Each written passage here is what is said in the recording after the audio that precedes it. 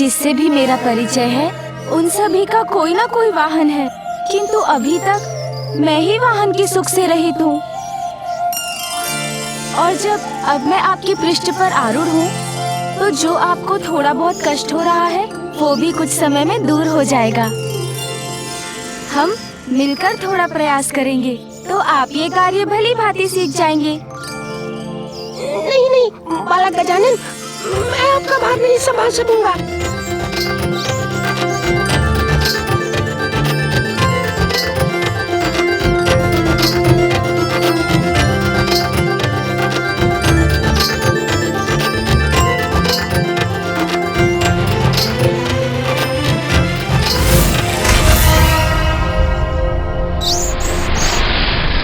कहिए, बनेंगे ना मेरे वाहन? किंतु मैं एक असुर हूँ और आप देवता हैं, हमारा तो कोई मेल ही नहीं, फिर मैं आपका वाहन कैसे हो सकता हूँ? आपके सभी प्रश्नों का उत्तर मैं बोलकर नहीं, दिखाकर दूंगा, तब आप भी मान लेंगे, क्योंकि मेरा वाहन बनना तो आपकी नियति है।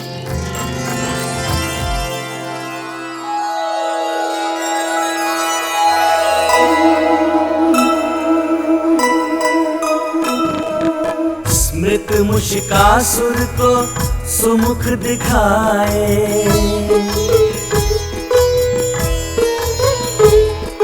कैसे गंधर्व से वो इस दशा को पाए।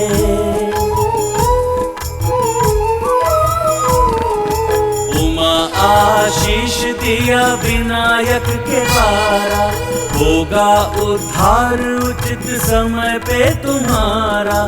कामना प्रतीक मूस को वश में लाए, गजानन वाहन। मुझे स्वयं में ये कैसा सुखद एवं आत्मिक संतोष होने का आभास हो रहा है। प्रतीत हो रहा है मैं अब पहले की भांति वो दुष्ट मूषिकासुर नहीं रहा। प्रभु, आप मेरा उद्धार कर उस वरदान को पूर्ण करेंगे ना? अवश्य, इसीलिए तो यहाँ आया हूँ मैं। सच्चे मन से पश्चाताप करने से सभी पाप नष्ट हो जाते हैं, इसीलिए मैं आपको पाप मुक्त करता हूँ। दोष तो किसी से भी हो सकता है, उसे सुधारने का एक अवसर तो उन्हें मिलना ही चाहिए। आपका वाहन बनकर आपकी सेवा करने से अधिक सम्मान की बात इस तुच्छ जीव के लिए और क्या होगी प्रभु? अब तुच्छ नहीं रहेंगे आप मूषिकासुर। आज से आप मेरे वाहन हैं, मेरे वाहन हैं, मेरे वाहन हैं। इसीलिए आप अजिन्य कहलाएंगे। इस प्रकार मैं अपनी माँ के वचन का मान भी रखूंगा। अजिन्य? धन्य हुआ प्रभु। मैं ये नवीन नाम पाकर अब मुझ पर आरूढ़ हो मुझे पवित्र कर दीजिए प्रभु। अवश्य।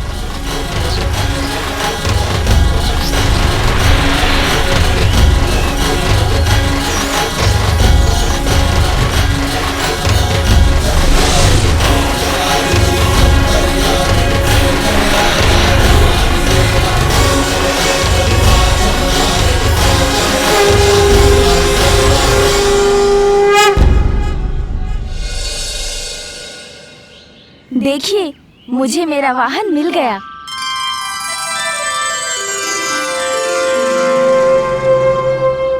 अवश्य पुत्र, तुम्हें अपना वाहन अच्छा तो लगा?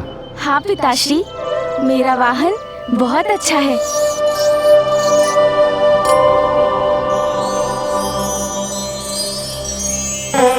माँ, नंदी जी और सोमनंदी जी के समान विशाल तो नहीं है ये, और फूफा जी और मामा जी के वाहन के समान उड़ सकेगा या नहीं ये भी मुझे ज्ञात नहीं, किंतु जैसा भी है मुझे तो अपना वाहन बहुत प्रिय है। माता, पूर्व में एक बार आपने मेरी रक्षा की थी और आज आपके पुत्र गजानन मेरे रक्षक बने, इसीलिए मैं तो सदा आपका ऋणी रहूंगा।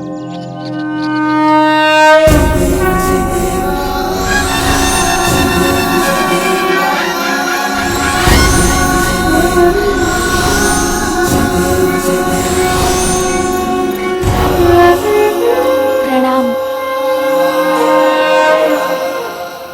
पुत्र, आज तुमने संसार को एक नवीन सीख दी है। मनुष्य की इच्छाएं अपनी पूर्ति के लिए मनुष्य को अपना वाहन बनाकर उसे अपने अनुसार चलाती हैं, उसे भ्रमित करती हैं। मूषिकासुर इसी का उदाहरण है। किंतु तुमने उसे छोटा कर अपना वाहन बना यह सिद्ध कर दिया है कि इच्छाओं को अपने नियंत्रण में कर लेने पर ही मनुष्य महानता प्राप्त कर सकता है। गजानन, आपने एक बार पुनः हमारी रक्षा की। आप धन्य, आपको कोटि कोटि प्रणाम।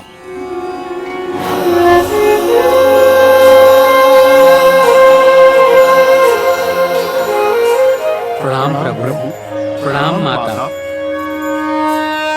माता, ये तो हमारा सौभाग्य है, जिनकी पूजा और भोग के लिए हमने इतना परिश्रम किया। उनके ही पुत्र ने इस कार्य में आने वाले सभी विघ्न को इतनी चतुराई से हर लिए। सभी ऋषिगण और उनके परिवारों की ओर से मैं आपका धन्यवाद करता हूँ गजानन। आपने हमारी रक्षा की।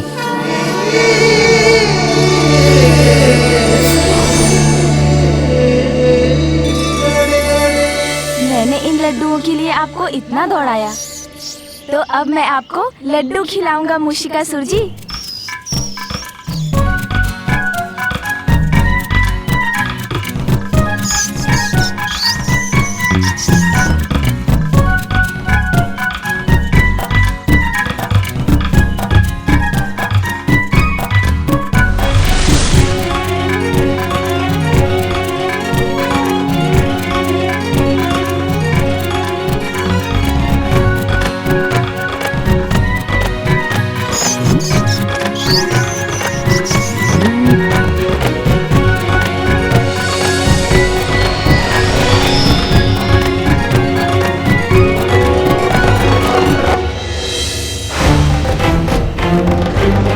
एक बार पुनः तुमने मेरी योजना को इतनी सरलता से पराजित कर दिया।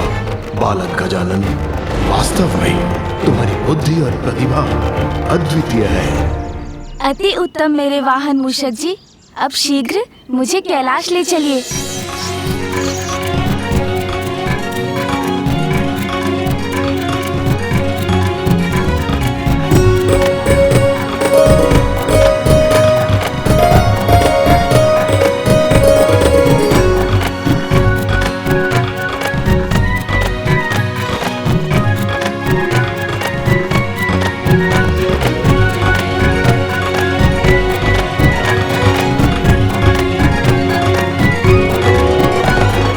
चिंता मत कीजिए पिताश्री और माँ, मैं अपने वाहन पर आपसे थोड़ा पीछे ही तो हूँ।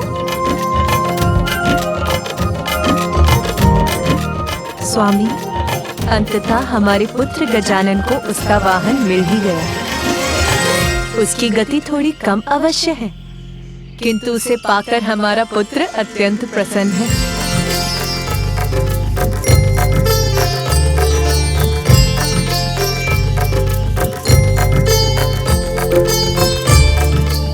महेश्वरी प्रिय, गजानन के द्वारा मूषिकासुर की रक्षा भी हो गई और उद्धार भी। वाहन बन गया वो हमारे पुत्र का। किंतु तुम्हारी भक्त सोयनी का क्या होगा? उसका पति उसे कैसे प्राप्त होगा? स्वामी, अभी तो मूषिकासुर केवल गजानन का वाहन बना है, किंतु उसे पूर्ण रूप से सात्विक बनने में समय है, जिसके उपरांत सुवेनी को उसका यही पति सुयोग्य होकर उसे प्राप्त होगा।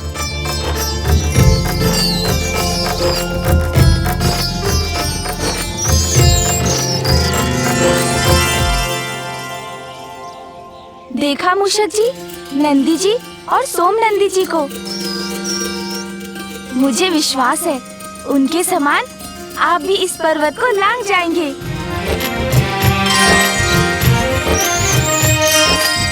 ये पर्वत, इस पर चढ़ना है मुझे।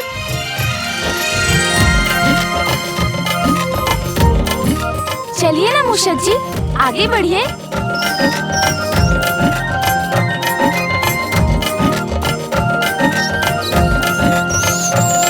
क्या हुआ मूषक जी, आगे बढ़िए। अरे देखने में ही कठिन है ये चढ़ाई। आपने देखा ना नंदी जी और सोम नंदी जी को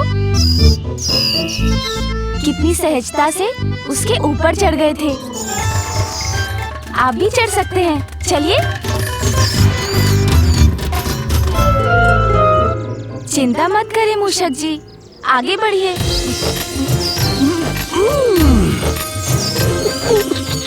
हम तो यहीं अटक गए, अब क्या करें?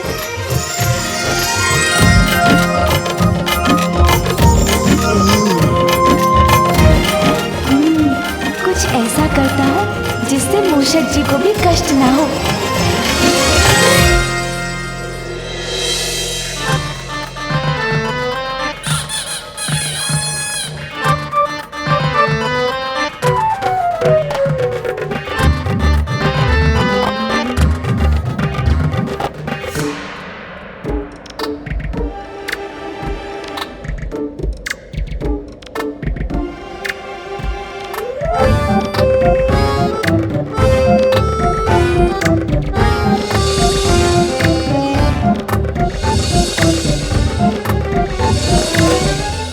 नहीं मूषक जी, ये चढ़ाई तो वास्तव में कठिन थी।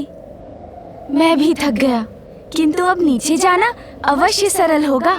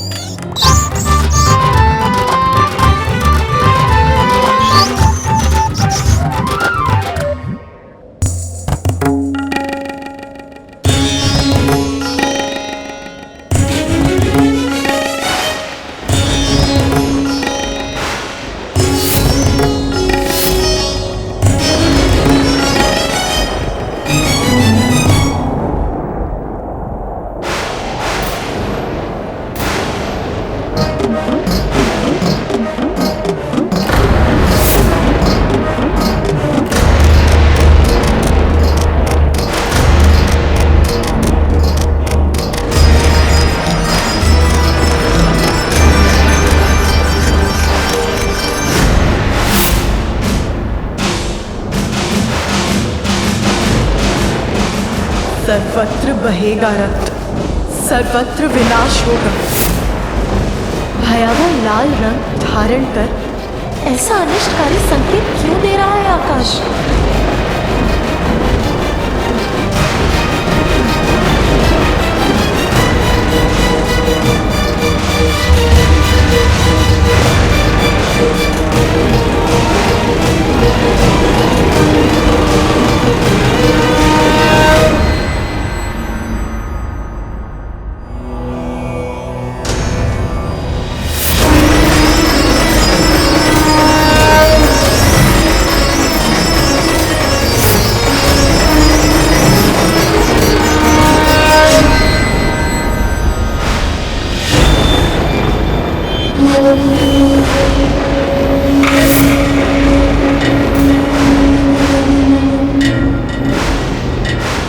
नहीं स्वामी, इतने सारे अनिष्टकारी संकेत एक साथ क्यों उत्पन्न हो रहे हैं?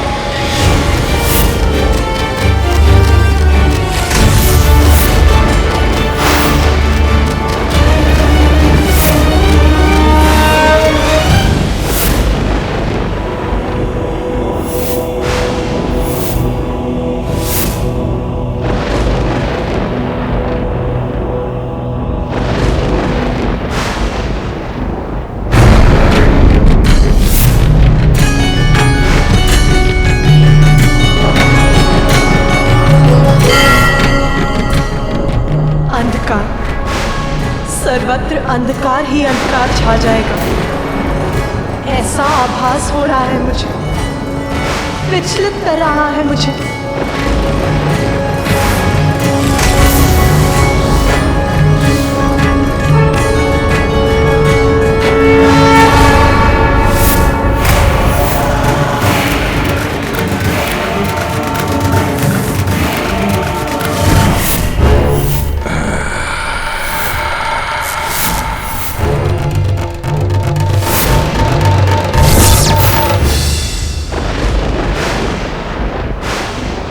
महादेव पुत्र अंधकासुर।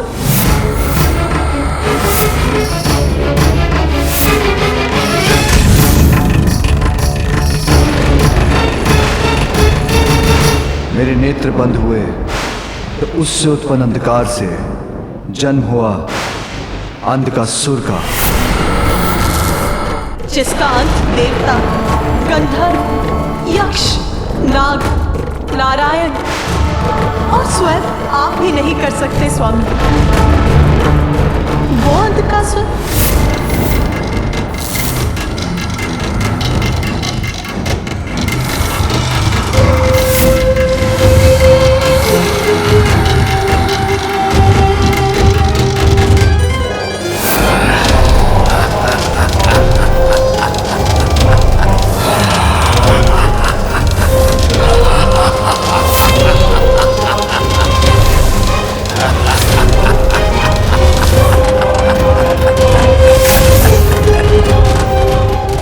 अंधकार के विकार का विस्तार करता है अंधकासुर, और यदि उसे अवसर मिल गया तो वो देवताओं के साथ साथ स्वर्ग को भी नष्ट कर देगा अपने अंधकार से।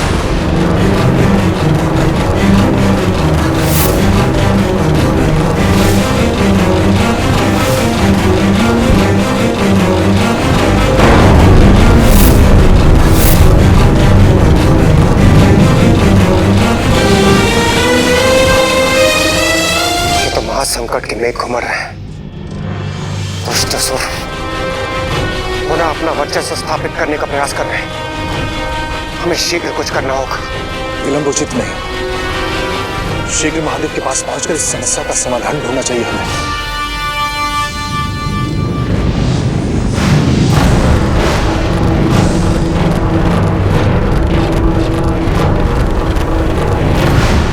जलंधर,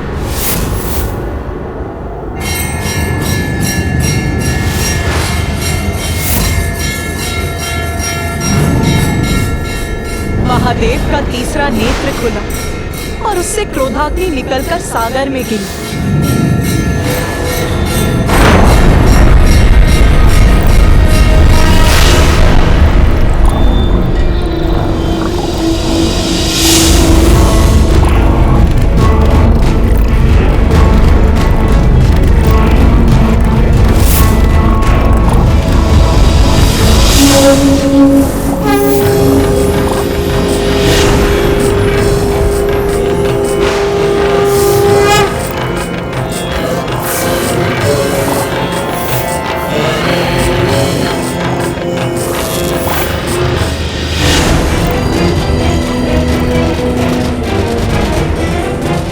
अग्नि और जल के इस विचित्र संयोग से जन्म हुआ जलंधर का।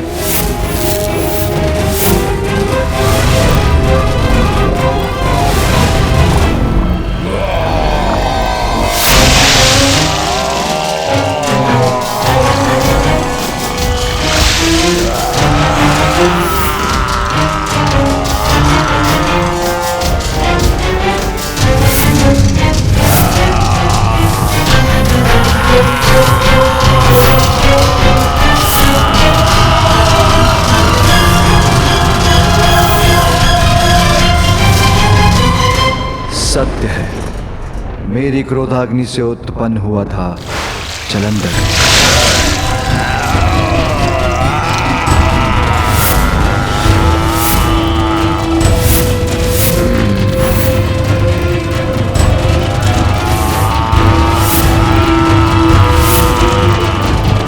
यदि उसे अवसर मिल गया तो वो अपने भीतर छिपे क्रोध से संपूर्ण सृष्टि को भस्म कर देगा।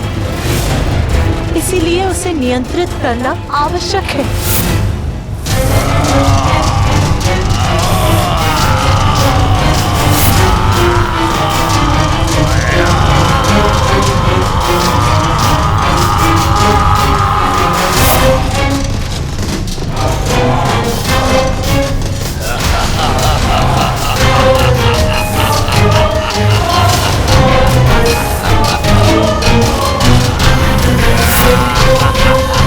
क्योंकि जलंधर वो अंधकारी शक्ति है जो आप ही के समान शक्तिशाली है महादेव।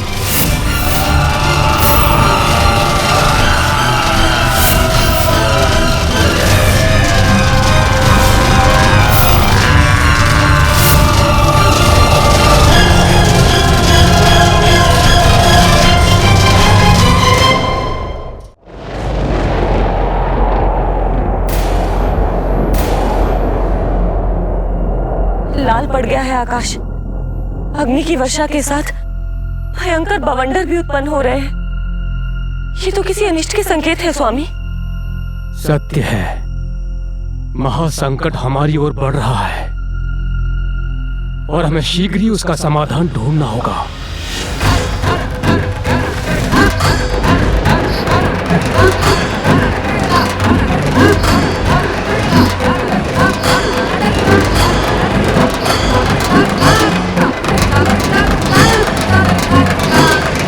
स्वामी, वायु इतनी भयंकर ध्वनि क्यों उत्पन्न कर रही है? शंखचूड़।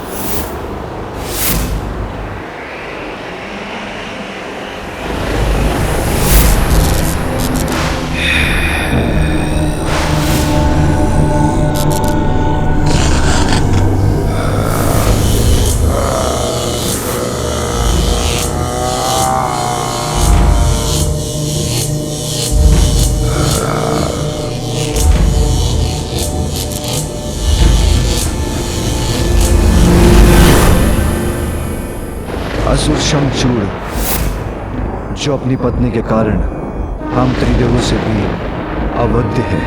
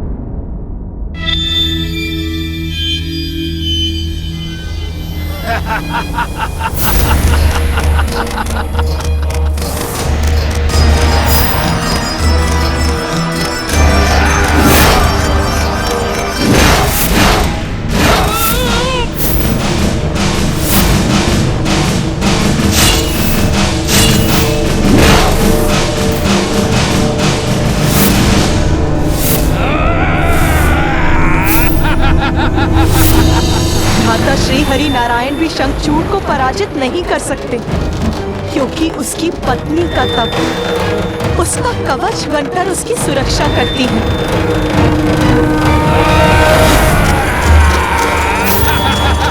इसीलिए वो देवताओं, यक्षों, गंधर्वों को पराजित करने में सक्षम है।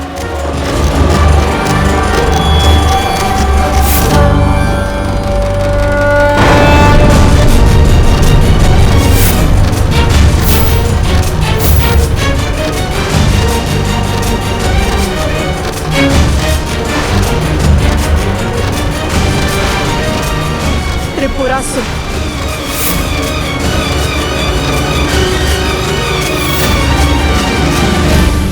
अर्थात तारकाक्ष, कमलाक्ष,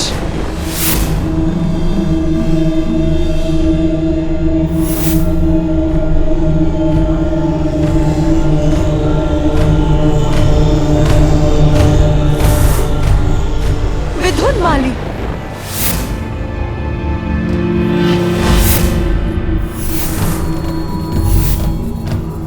ताड़कासुर के पुत्र है त्रिपुरासुर। ब्रह्मदेव की तपस्या कर उनसे वरदान प्राप्त किया और उस वरदान के प्रभाव से अजय हो गए हैं ये तीनों।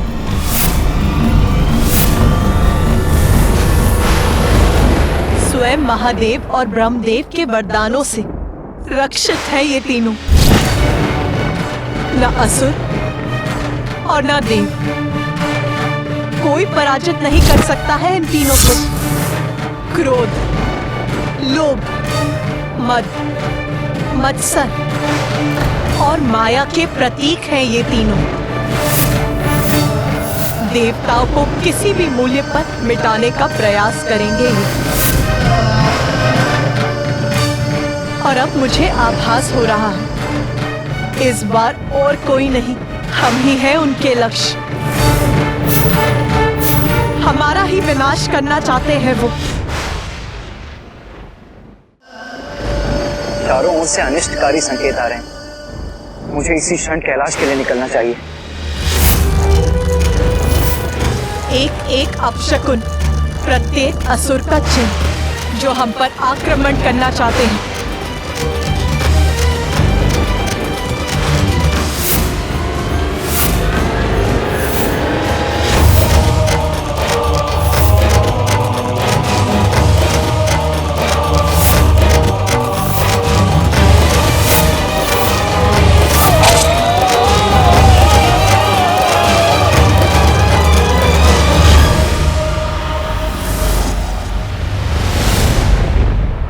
शुंभ, निशुंभ, शुंभ, निशुंभ अर्थात दुष्टता के ही दो नाम।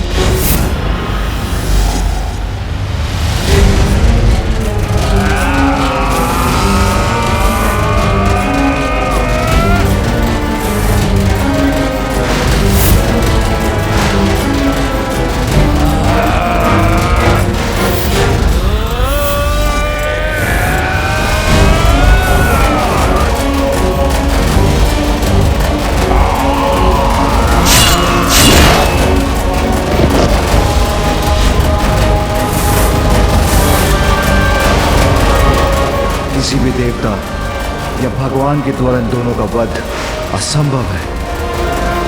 उसके लिए एक नवीन अत्यंत शक्तिशाली अवतार की आवश्यकता है।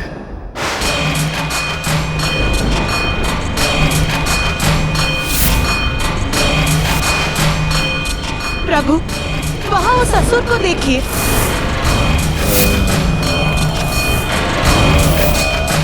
वृतासुर।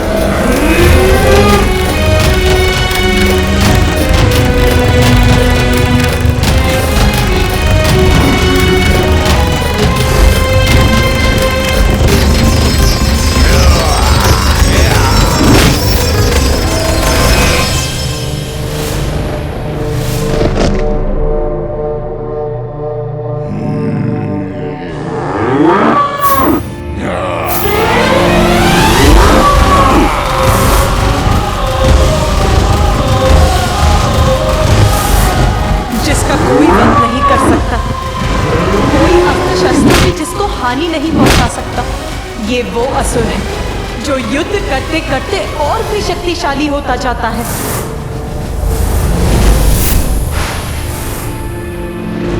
और इन सभी से भयंकर राक्षस है दुर्गम।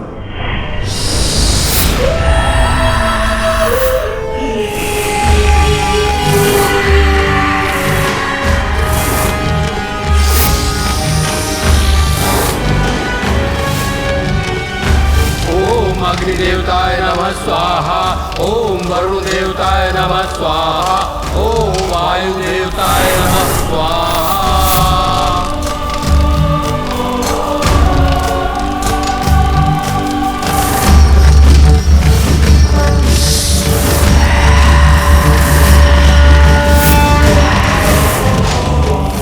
दुष्टि नहीं, चतुर भी है दुर्गम। यज्ञ आदि को रोकना उसने अपना ध्येय बना लिया है। विध्वंस, सर्वत्र विध्वंस।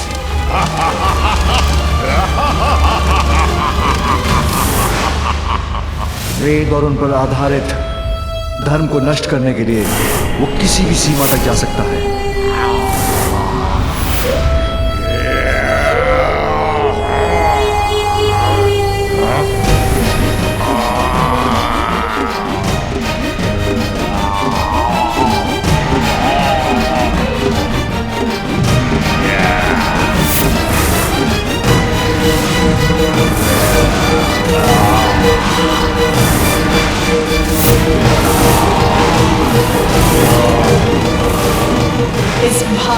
विनाश को रोकने का एकमात्र उपाय है देव असुर संग्राम।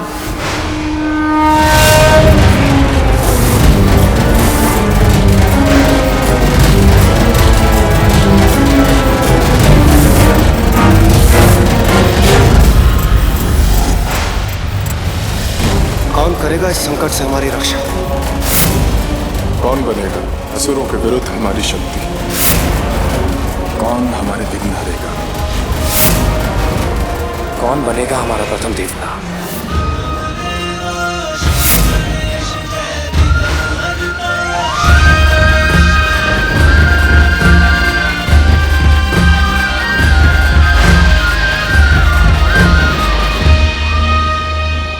विघ्नहर्ता श्री गणेश के अद्भुत शक्तियों से भरे वीडियोस देखने के लिए चैनल को सब्सक्राइब करना न